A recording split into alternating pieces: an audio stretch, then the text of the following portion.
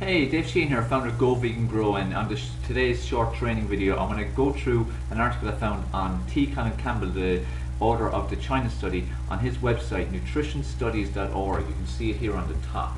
So it's about 12 frightening facts about milk, and in many of my videos on Go Vegan Grow I have shared about why you need to get rid of dairy and the negative effects it has on your body. So it's an important topic, and again I just want to go through this article and show you it and bring your attention to it and some of the new facts that hopefully will educate you even further. So this is about 12 frightening facts about milk, and it says here, in an observational cohort study in Sweden found that women consuming more than 3 glasses of milk a day had almost twice the mortality over 20 years compared to those women consuming less than 1 glass a day. So again, pretty startling fact to come out of this study.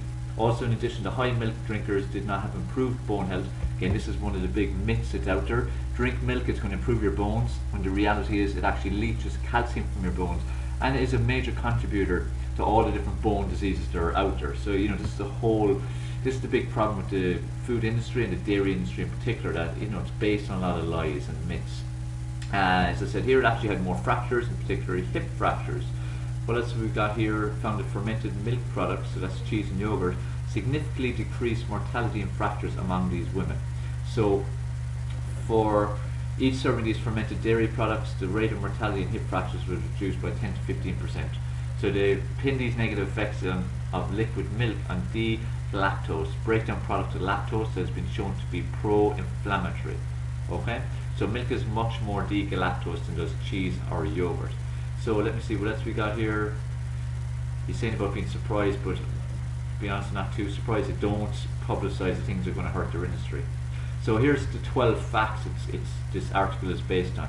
In observational studies both across countries and within single populations, higher dairy intake has been linked to increased risk of prostate cancer. And all the references are at the bottom. So check them out if you want. You can see the link here on the page, and I'll also post a link in the description below the video. Number 2, observational cohort studies have shown higher dairy intake is linked to higher ovarian cancer risk. So again, we can see the constant link between cancer and dairy. Cow's milk protein may play a role in triggering type 1 diabetes through a process called molecular mimicry. Across countries, populations that consume more dairy have higher rates of multiple sclerosis. In intervention animal experiments and human studies, dairy protein has been shown to increase IGF-1, Insulin-like Growth Factor-1 levels. Increased levels of IGF-1 has now been implicated in several cancers. So once again, the link to cancer.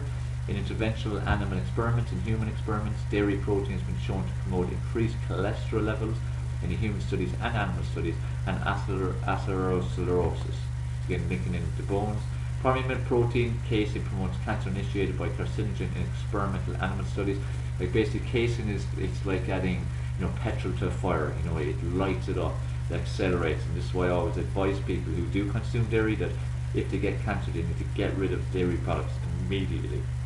Number 8, D-galactose has been found to be pro-inflammatory and actually is given to create animal model of aging. Higher milk intake is linked to acne. I've seen that with many clients when they've given up dairy. The difference in their skin is pretty incredible in a short space of time. Milk intake has been implicated in constipation and ear infections. Milk is perhaps the most common self-reported food allergen in the world.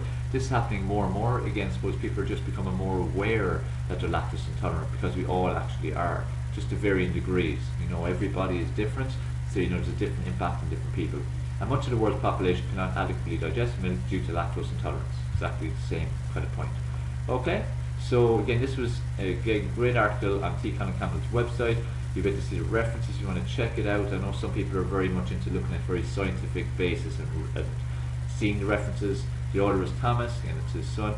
So I just want to share this video with you. It's important to become aware and educate yourself, because the more you get educated, the more you can then share the information with other people. Remember, the only way we're going to bring about change in the masses in the world is if we educate people. So focus on sharing articles like this, sharing facts like this. The more you know, the better. Any questions or comments you have about this video, put it below the video. Make sure you share it. We need to get this information out there, so help me to do so. And also make sure you're subscribed to the video, and just check out all our other videos. Check out the links, grab our free recipe book and our video on successfully adopting a plant-based lifestyle. Again, very powerful video, and loads of other cool stuff we have here for you.